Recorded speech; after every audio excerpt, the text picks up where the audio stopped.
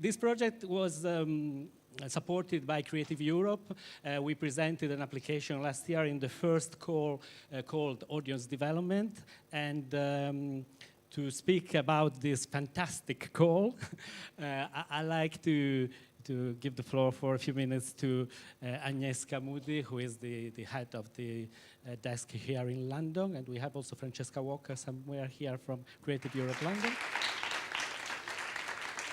Thank you very much for a warm welcome, Federico, and very pleased to be here to welcome you to today's celebration of Fred at School. It is my job to tell you about Creative Europe, what Creative Europe is and what it does, and that will hopefully help to place this project in a wider context.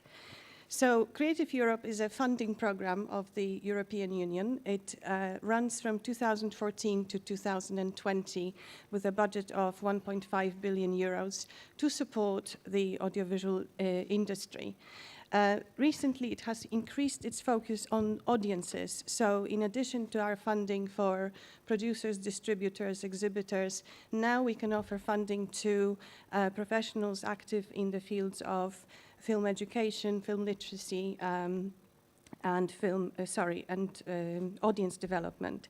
And Fred at School is one of those projects. Well, it's obvious for us all working in the industry that growing audiences, developing that taste for cinema from early years in someone's life is crucial, especially in the days now that film is competing with so many different forms of entertainment in the current environment. So growing audiences of tomorrow is absolutely essential for us. A lot of good work is going on in different European countries, and a lot of good practice is there. There's centers of excellence. We do care about film literacy. What was possibly missing was the European dimension to that good work. And this is where European Commission could play its role by trying to put some funding aside to internationalize all that effort, to incentivize people to work across borders on common projects, exchanging best practice, learning from one another, working together. So Fred at School is one of those supported projects, and today we'll find out much more about it.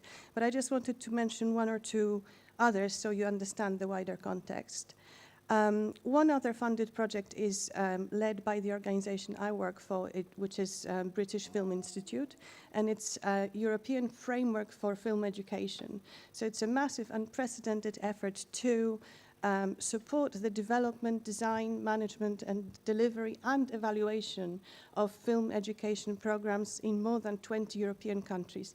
That hasn't happened before, and now we're working together, learning from one another to deliver in that area as all of Europe practically, if it's 25 countries. Another project led by Cinekid in the Netherlands is developing a European catalogue of films aimed for young audiences. Unthinkable, but we don't have one. We are working not knowing quite what's happening in other countries, what films are even available already there on the market. So that is being developed through the common effort of people working on a project from different countries.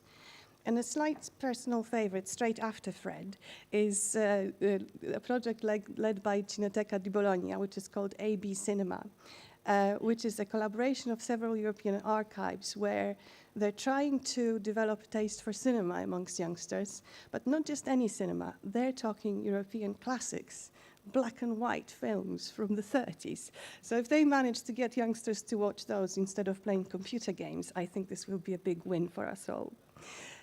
But today, this is all about Fred at School. It's very encouraging to see that those projects are now beginning to bring fruit, and I hope that we will be able to support that type of activity in the future.